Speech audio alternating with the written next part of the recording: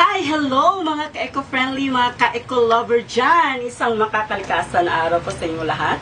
So for today's video guys, at last, finally ma-establish ang muna siyang mapakita sa inyo ang among one of our gihaguang ayon no? Panglergonas Diseños. Ako ang unique and original creation, presenting to you our full set of our fire concept.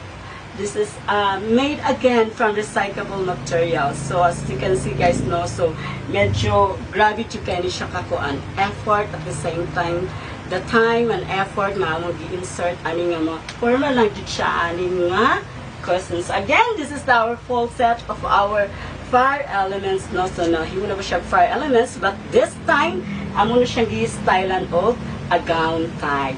So again, trivia lang po sa inyong lahat. So when we talk about the materials, of course, we are so very effort, grabe yung effort. As you can see, fully coated talaga na siya nga mga plastic wrappers. At the same time, use, at the same time, dirt yung siya gikan. So again, gihagwa dyan sa inyong mga ka-eco-friendly, mga ka-eco-lovers, sa inyong eco-clean, sa pagkuha ani nga mga materials. So we're so blessed, no? So, na-short jud mi sa time honestly, pero again naningkamot jud mi kay jud lagi guys. Concept trigger sa atong mga gipanggamit na materials, no, as you can see, for the look pa lang daan ginukuha ko jud kay siya. So kani siya nga materials guys, no, nanami na impact daan nga materials. So since gown type man gud siya, so medyo kulang jud kay siya. So again, nagkuha pa jud mi, I think mga 1 month pa jud na siya gahin sa pagkuha og mga plastic wrappers. So medyo nakulangan jud siya guys. So ayan, so grabe jud kayong effort. So meaning to say, katong gipang-imbak na mga materials, dugay na kay to siya. So nagahin pa jud mig mga almost 1 month jud siya pagpangita ni mga plastic wrappers. So ayan, when we speak about advocacy, again we are talking about advocacy, which is trash to us.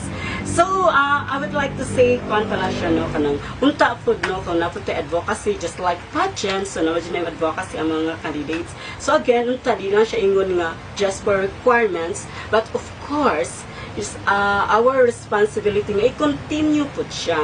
So I would like to say this is my advocacy, not just a content but a lifetime commitment, di ba? Kung kandidato pa lang ko nakadaog na po ani sa akong pa-advocacy, no, kamurag for a lifetime na dyan siya nga advocacy. As you can see, ato na dyan siyang rampa guys, no, so medyo na dito yung mga pasabog like so medyo nag-effort po ato na po yung mga pasabog, mga fire. So again, hope magustuhan niyo po ang aming new creation, no, so